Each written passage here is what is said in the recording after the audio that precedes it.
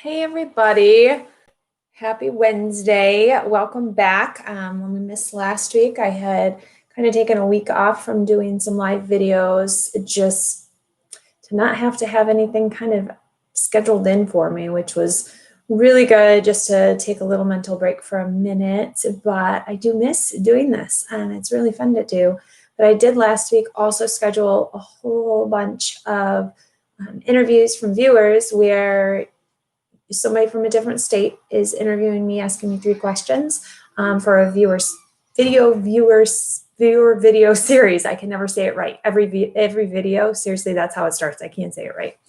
Hey, Katie. So back this week, we got lots of questions, lots of things to touch on, and fights at the funeral today. Were there fights at a funeral today? Have I not watched the news and seen something? You're going to have to tell me about something going on. Good morning, everybody. I got my cool mug. I got a mug from a viewer. So thank you. Thank you. Thank you. These are so fun to get, guys. These are so like to get a mug in the mail. I love it. I love it. So happy morning, everyone. It's crazy. Let me set this down quick. I also got this week, do you guys know this guy? So the Modern Mortician, this is Kermit, and I love that he signs it. So I have some shirts and stuff from her that I'll be busting out soon to wear and stuff. So super fun to get those in the mail too this week. Oh, Queen of Rockers. No, the other day you did 2 minutes on fights in the funeral parlor, and it was supposed to be a preview. No, so it's telling you that it's coming. So I did that as a live video. I released it so that you chat live while you watch it. So it's a premiere, not a preview.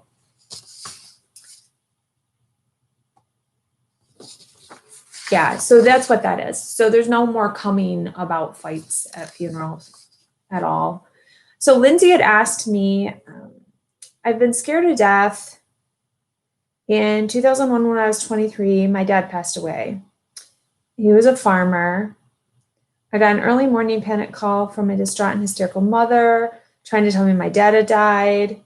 It was 1 month after 9/11, and I had to get on a plane, and it was all in all a horrible experience. But it was my first contact with death in the funeral process. If you're comfortable answering, as I know it's very personal, what's your preference for yourself when you die? And I am comfortable because, you know, I think it changes over time, but it's really up to my family. I can choose all I want all day long for myself, but I really firmly believe that my family needs to do what they need to do for themselves to get through to the next step. So if I was to say, I don't want a funeral, I don't want this, I don't want that for myself, it's not really fair to my family that they don't get to choose something, that they don't get to do what they need to do because they feel like they're going to be going against my wishes. So I feel like it's important to tell your wishes, but also to give permission for your family to also do some of the things they need to do. I think you need to find middle lines rather than just be concrete in what you want done, because you really have to love them enough to know that you need to let them do what they need to do as well. So, yeah. My friend was killed in a motorcycle accident on Sunday, and I don't think I'll be able to go to this funeral because of the restrictions. How can I pay tribute to him? You know, write down some memories of him and send them to his family. You know, get together maybe with a couple of your friends and have a night where you talk about him and do something in memory of him.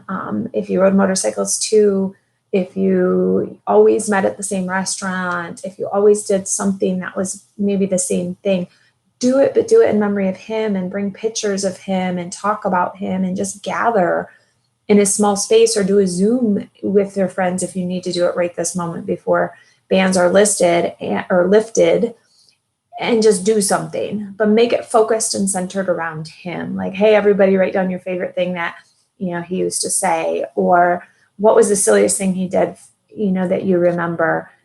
Even write some of those down, share them with the family. That's important, is that they have those things as well and to know what he meant to people. So do some of those things and see where that gets you, and see if that feels like it kind of fills up your cup of what you want to do in remembering him. I'm so sorry though. That's a hard to not get to say goodbye to your friend right now.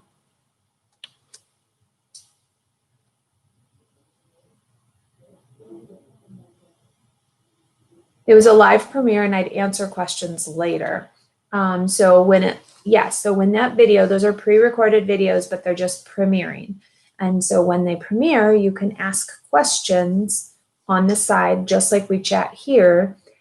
And then you can always post questions in the comment section and I'll answer them later. So that's what that means. The therapy dog at the funeral home was so fun, wasn't it? It was fun to go do and just to visit the dog. And it just was a really cool thing. There's so many funeral homes that have therapy dogs now. And I love it. I wish there was more years ago, kind of when I would visit and when I would go through kind of the process. And I know it's not for everybody, but I really think it's fun. Yeah, so Kirsten, if you're thinking about it, you really need to go and you need to shadow at a funeral home and see what it's about and see what they do at the funeral home and see what they, really do behind the scenes, because there's a lot you don't know about and that you don't see. So you really need to get into the backside of it to really see if it is the right position for you. Are you avoiding aspiration with COVID-19 bodies? There's no need to, as long as we take precautions. So I don't know of any embalmers that are avoiding. They're just not embalming altogether if they are scared. So, and that's fine. But if you're going to embalm, you embalm thoroughly. So, or else it's kind of pointless. So, you know how some caskets have the crank to lower the body in it, right? What happens if you lost the crank or the crank stopped working? Could you close it with the body that high up?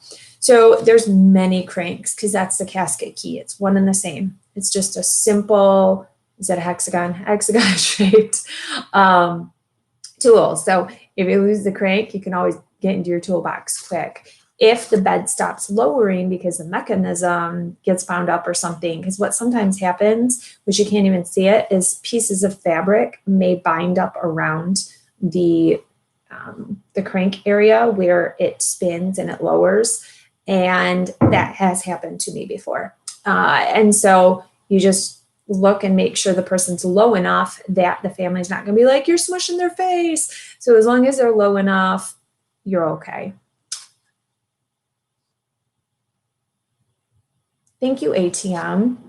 Why would you change the name of your channel, Kari? So guys, that's my name. The channel name changed, didn't it? So I've been looking at it for a long time. So the big picture is if you go to look for information and all you see is the name Carrie Northey, you don't really know that I'm a funeral director. You don't know that I might know what I'm talking about or that I could give information. So changing the name to Kari the Mortician gives the indication very quickly that, okay, I do want to click on this because she's going to give me information from somebody within the business. And so it's more of just a quicker search value for people so they can get to where they're going a little more quickly. And I toyed with a lot of different names. As you guys know, I've done polls, I've done all sorts of things, but at the end of the day, that just seemed to be the most simplistic and the most straightforward.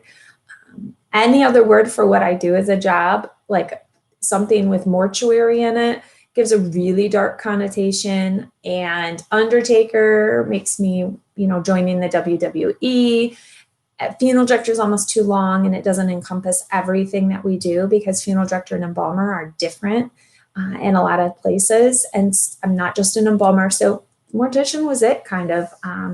It's not my favorite first word to maybe choose, but until we maybe redefine and come up with something new for Webster's dictionary, I guess that's what we're with. So, hey, Just Deborah, how much pushback do you get from others in the industry about your openness about the business financially and preparing?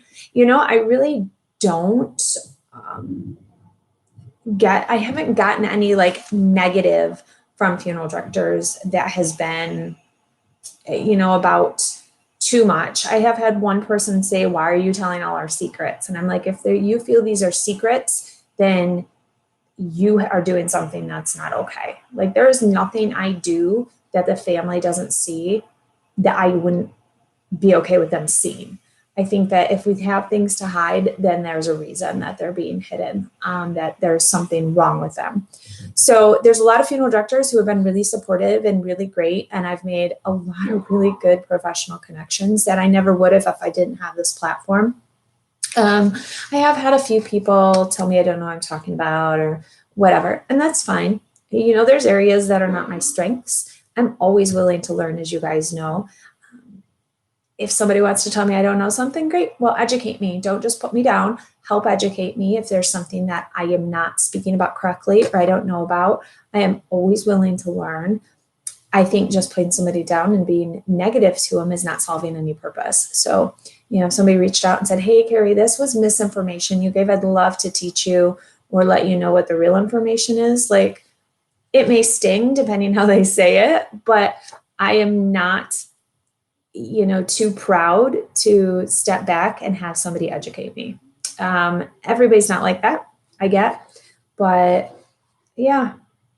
Have you ever directed a Jewish funeral? If so, that true they don't believe in embalming. Yeah, so they will do a bathing, like a ritual bathing, and very quick burial, very natural if they can, you know, right the casket into the earth. There's special Jewish caskets because they don't want any metal. They want it to be very natural, so all wood if they can. And I haven't done much Jewish funerals. I've been around them at one of the facilities I work at, but I actually got to one of the gentlemen that I interviewed is from a synagogue, and so I hope to tap into his resources, one of the guys from one of the states, and so I'm hoping to tap into him and his knowledge and to do another video with him, hopefully, about Jewish faith and practices and such for you guys.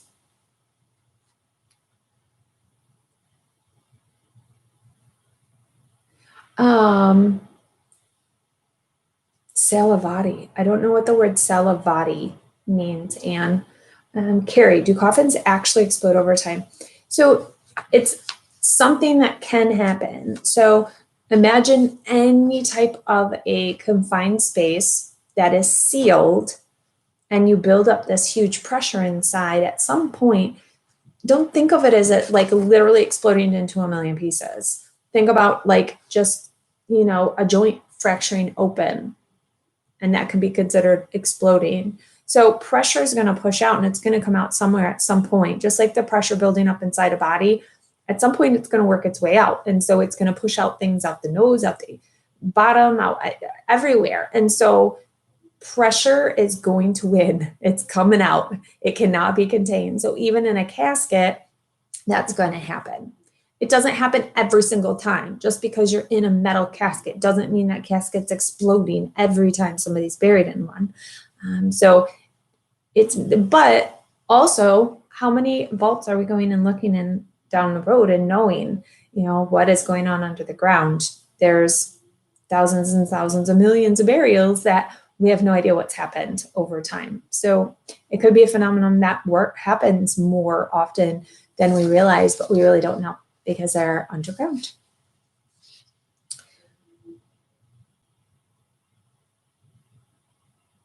I've planned 3 funerals. Each time the funeral director reach out months later just to see how I'm doing. Great customer engagement, personal. Does education teach that?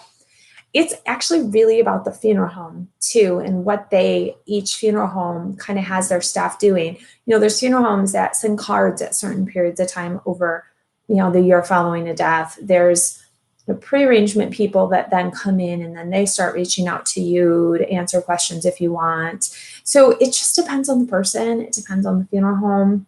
Some funeral homes just don't understand that creates good customer experience. And that creates good relationships, and that makes you want to come back to a funeral home. They see it as really like cliche and maybe too schmoozy advertising sort of thing, so they avoid it. But some funeral homes are very good at it, and some people just earnestly do it because they want to call and they want to check in on families and see how they're doing. How do you continue to be compassionate while keeping a professional relationship? I work in student services. Some days I'm so distracted in my own life and feel guilty after a student appointment if I wasn't 100% present during the time I was visiting with the person. How do you keep each encounter unique versus being desensitized? You know, I really have to say there's times I meet with families and I get done and I'm like, I know I didn't give them my best, but we got done what we needed to do. But they maybe didn't get the warmest, fuzziest version of me, or they didn't get the version of me where maybe I'm going to ask you more questions about the person and really dive into who they were just so I can get to know them. That has nothing to do with planning the funeral per se. So sometimes that is where I see the difference in how much time and energy that I give the family when I'm meeting with them. However, it's also kind of nice if I have a lot going on with me that I can turn that off and I can go in and I can focus on somebody else. It allows me to step away. If let's say my husband and I had a fight, I get up the next morning and I have to go to work and I have to focus on somebody else. And it allows me to step away from maybe thoughts and feelings and, you know, ruminating over something that's going on. And so it's kind of nice to have that, to step away from my life and to be their person rather than focus on what's going on with me, because it's still going to be there at the end of the day when I go back home or go back to whatever. So it's kind of nice to be in a different mindset. So it's from both sides. I can see how it can be good, bad, but it's, you know, it just depends on the day. Hey, Duty Ron, how are you?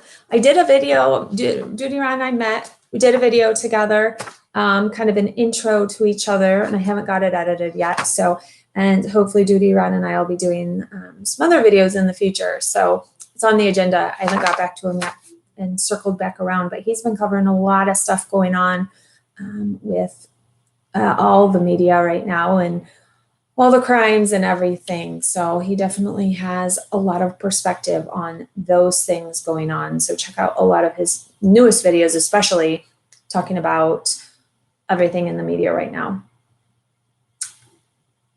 Oh, I just missed some questions.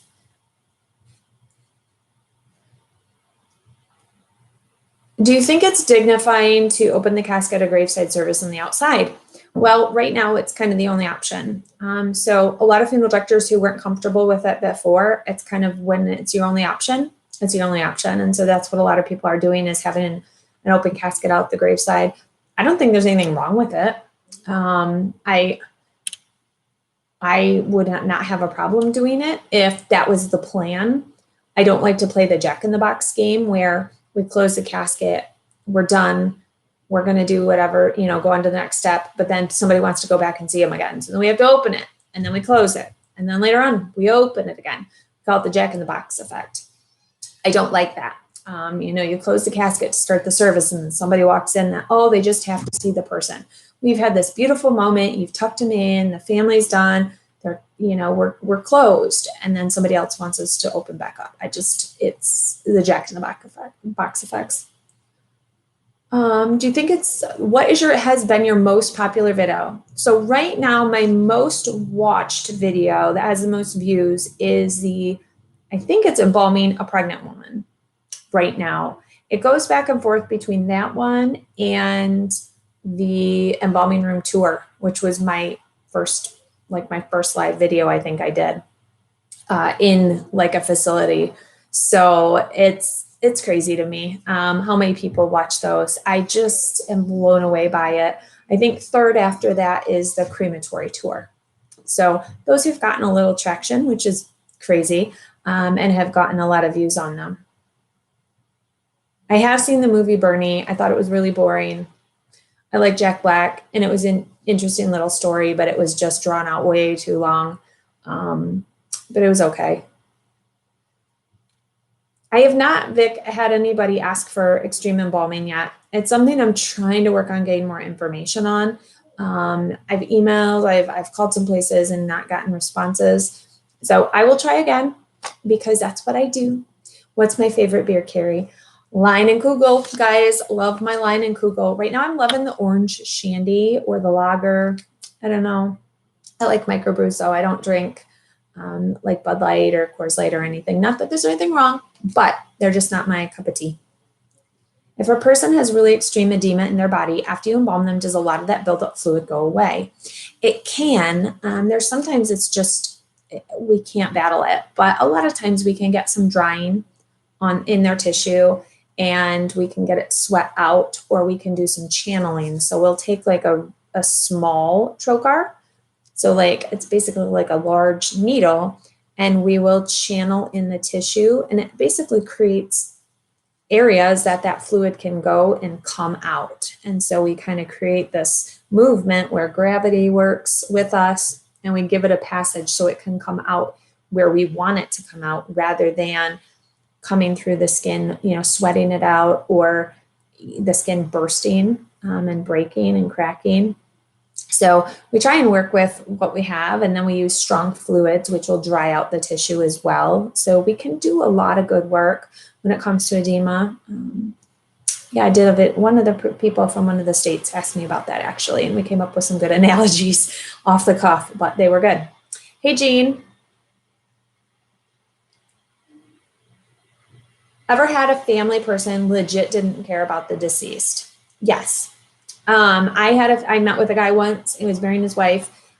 I tried to make that arrangement last a little bit longer, and in 15 minutes he was back out the door.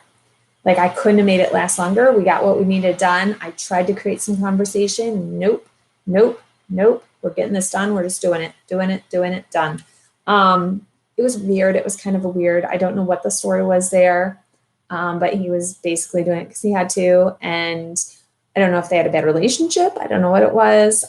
A lot of people will just do unclaimed. They'll just leave their loved one at the county morgue and, not do anything. So thankful, at least, for people to step up and take care of their loved ones is nice. Are you arranging a funeral? Have you ever gotten frustrated with family for the way they treat and are approached you? I have. There are some families who walk in really defensive. Like, I'm trying to screw them over, or I was the cause of the death, or, whatever the mentality, that they come in really defensive towards me. And I see it a little bit of as a challenge, but there have been a few families I just cannot connect with and get through to. And we just don't see eye to eye on anything, because they know far better than I do.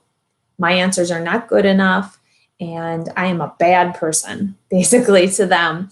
And so it doesn't matter what I do. And I think, oh, well, maybe somebody else would have a better, interaction with them. But then there's some families that just, I don't think anybody would be the right answer for them, because they just don't want to be doing what they're doing. And the thing is, a lot of feelings are coming in to make arrangements with families. They've got grief, they've got this buildup, they've got this loss, they've got this anger, they've got all of it on top of, maybe they found out that they thought they had financials to take care of the loved one, but the loved one had gambled them away, traded in the life insurance for the cash.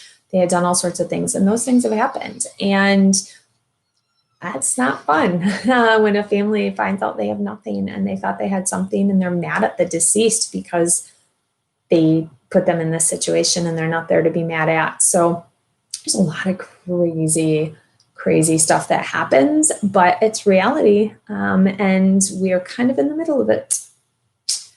Are positioning blocks buried or just used during viewing? They're buried with the person. Not the permanent ones, but like styrofoam ones, ones that are created for positioning, those are buried with them. Thank you, Judith. That's so sweet. Yes, every funeral really is different, even if it's a cookie cutter Catholic service, because every family is different. There's so many variables within families. Who's in charge? Who does this? Who does that? So always different things. Yes, Vic, embalming fluid is super strong. And some of it's worse than others. So cavity fluid, which is what you put back in the abdomen after you aspirate, very, very strong. cleans out your nasal passages right away, really sticks with you. But yes, some of it's very, very strong. Some not as bad as others. There's some chemical companies. There's one, and I don't know why their fluid just stinks. And I don't know why. I don't know if it's something an additive they use, but it just stinks worse, I feel like, than others. So, hey, Cynthia. I never did forget that time when I saw you at home and you was really drunk, but that was really.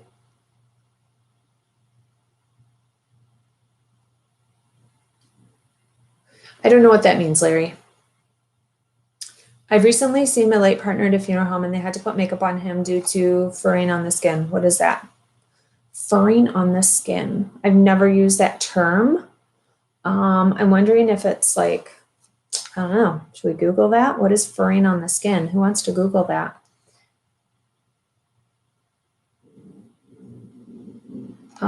You guys are asking so many questions today. It's amazing. We'll have to look that up. Okay, Tracy? Any organist musician fails. People not bringing in their CDs to check ahead of time if they're going to sing along with a CD and the CD doesn't work.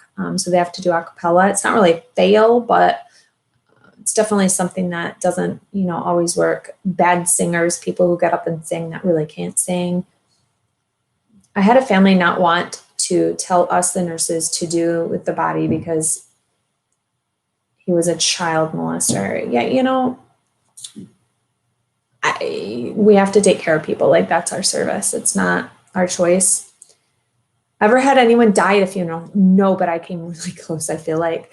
The woman that attended for her husband's funeral, I thought she was going to die there. And she ended up dying that night at home. Crazy. I've always run that scenario just in case, so I'm ready. There's no HIPAA for our profession. It's not a medical profession, so we don't have HIPAA laws. So we don't have a patient that we have to protect their information. We do have privacy within the funeral home, and we keep things that are not public, to ourselves, but we don't have HIPAA laws that apply. And we have access to HIPAA information per one of the contingencies in the HIPAA law. And so that is something that if we call hospitals and need information, sometimes they're like, well, because of HIPAA, we can't give it to you. Well, actually you can, because we're a funeral home and it's listed that you can give us information. Ever have a family try to change the presentation of a person that was trans? I personally have not, but I have heard stories from other directors. And I think I was like all in tears one week talking about this. Like, I hope to God I never have that situation, because I would hate if somebody lived their life, especially for a long period of their life, one way, and their family came in and made us cut their hair or dress them in something they never dressed in. And I think that would just be the most tragic, sad thing to do. So I would hate that. We have encountered before same-sex marriage was legal, where you'd have people who are together for 40 years, and then at the time of death, they really had no legal say in what happened with the deceased, and the family, who never really supported, would come in and cut that person out. And that is heartbreaking. That's somebody who is their partner and loved them and wanted to just care for them. It doesn't have a legal say in things. So I'm so thankful for same-sex marriage now, and that they legally can take care of each other in death and in life. And partners are partners no matter what. And, I know that I just talked to somebody the other day and they're like, hey, me and my partner, it's a man and woman, had been together for a long time. And she's worried what happens when one of us dies, who is legally in charge. And it depends on the state. So we have to check the state laws and where she's at. They have no say over what happens with each other. Their adult children are the ones that are in charge. So it gets really tricky. Every family, how challenging is it when you do a pickup from the home? It depends on the setup at the house, and you're always maneuvering and trying to figure out where somebody is. Why hospital beds aren't always like put in the living room right inside the door, I don't know. But people put the hospital beds when somebody's on hospice in the back bedroom. How they get the bed in there, I don't know, because you can't even get a cot in there. So I've always wondered on that. But yeah, they can get challenging. What do the funeral homes you work at do with unclaimed cremated remains? I've heard some bury them after a certain amount of time and some that still keep them unclaimed. So it really depends on the funeral home and the contract or the authorization form that the family signed. So a lot of forms now will have on it, if you do not pick up the deceased after they've been cremated within 2 weeks or 2 months, we are allowed to dispose of them, meaning a burial or scattering or whatever it is. And so they basically sign that right to you to be able to do. Back in the day, that wasn't always on there on the authorization when it was signed. So funeral homes hung on to people. And I'm talking lots of cremated remains at places. Think about places that do huge call volumes. Like they have a room filled with these cremated remains boxes. It's literally crazy, guys, because people do leave their loved ones all the time. And so what funeral homes have done, but at their own cost, they have to get a burial plot or get a niche or get something in a place that they can put all these cremated remains in if they do a burial every year or every 2 years. So then funeral homes are like, well, I already have that closet. We'll just fill that closet with the cremated remains rather than me go buy a grave space, spend more of our money to take care of this person in a different way. And so it's tough. There are cemeteries that have donated spaces that, will allow you to. When I went to the large Catholic cemetery I went to over in Detroit area, they had one big, huge mausoleum crypt that they put cremated remains in once a year or something. I can't remember how often they did that service, and put the person's name on the outside. And that way, if their family ever came around, they could say, oh, but yes, they're over there. They're there. If you want to pay to get them out, you can pay for an opening and closing, and then you can take them home. But for now, they're there. So it's a tricky, but there's laws that, we have so much time. And if we give a certain effort to contact people, we can then bury the cremated remains. Does your vocation inspire you to live life to the fullest? I think it inspires a lot of fear that maybe I wouldn't have otherwise. Like I see how those movie type situations or, those it'll only happen to other people situations happen every day, all the time, to anybody. There is no prejudice to death and to, somebody being taken too soon or, whatever that situation. And so I fear all of those things because I feel like I can't protect my kids ever. Can you guys hear my belly grumbling? I feel like it's so loud you guys can hear. I'm hungry. I feel like I can't protect my family because you just can't protect against every crazy random situation that happens that causes a death. So I don't know if I live life to the fullest. It definitely gives you a different perspective on what could happen. But yeah, it's an interesting thought.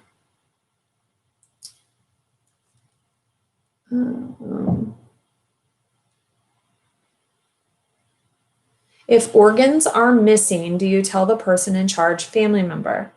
Why would organs be missing is my question, I guess.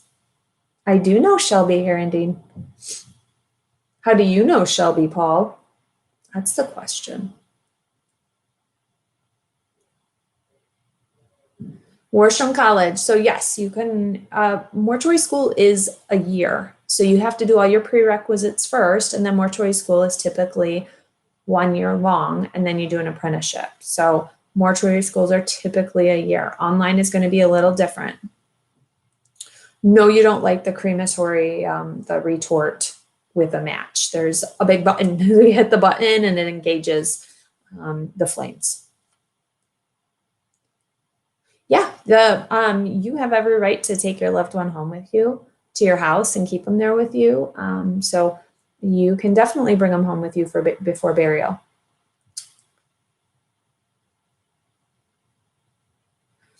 My half aunt had her mom cremated and never paid the bill. This was back when you didn't have to pay anything up front. So when my grandfather died, that funeral home wouldn't take his body. That happens. Sometimes the funeral home will say, if you want to settle up with their bill, and pay the new one up front, then we will handle the call. So sometimes they'll give you the opportunity to kind of right the wrong, especially if the person in charge is not the same person that was in charge before. But yeah, that's hard. Yeah, you guys are demanding a mock arrangement conference. So I'm gonna have to figure out how to do that and where to do that. And I'll have to get somebody to pretend that somebody just died. So we'll have to do that. Do you keep a before-after restoration embalming photo album? No.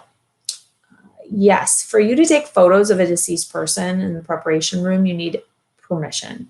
There is some embalming authorization forms that will have on it that you may be taking pictures for educational purposes or for files, that they keep those pictures on file. What is recommended is that we don't use our phones, that we use a digital camera, because what you take on your phone is kind of always there. Even if it's deleted, it's there. Just like your phone's always listening to you.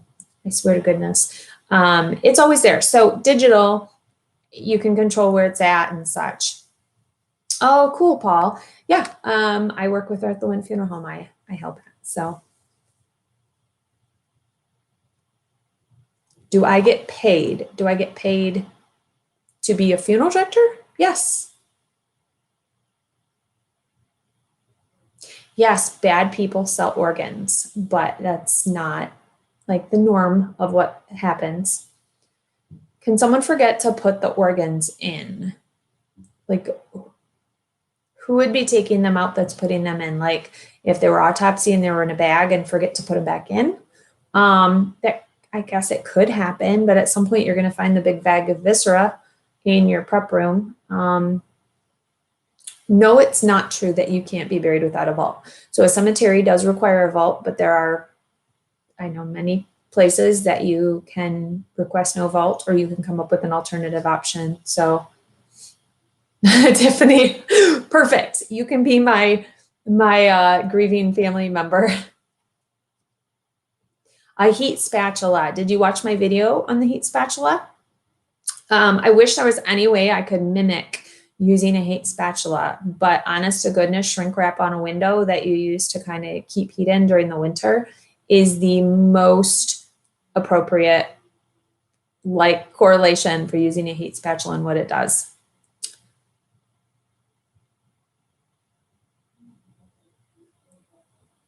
That's awesome, Paul. That's so cool. Do you live in the area then?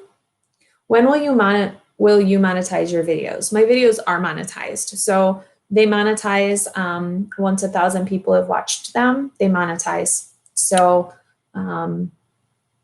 yeah, they are monetized already. For the internship, do you get paid? Yes. If anybody works for no pay, they shouldn't. That's something that there are funeral homes who don't believe somebody should get paid for internship position, but that they should work 60, 80 hours a week for free. And that's really on the person taking that position. Like, if you think you're not worth getting paid for and that your service is not worth anything, then shame on you for working for free. But yes, you should get paid for your apprenticeship.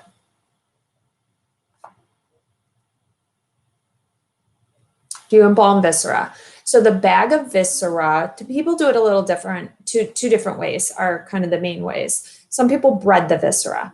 So they will treat the bag with cavity fluid, kind of suck out the cavity fluid, and then they'll take out the viscera one by one piece and kind of coat it in a paraformaldehyde powder and then place it back in the cavity.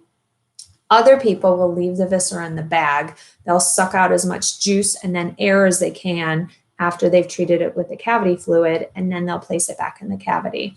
So there's two different ways, two different thinking mentalities behind it. Yeah, so that's how you treat the viscera. Isn't the channel monetized after 1,000 subs, not views? No, you can start monetizing your videos after you have 1,000 subs, but then you have to monetize each video if you get 1,000 views within, I think it's a week.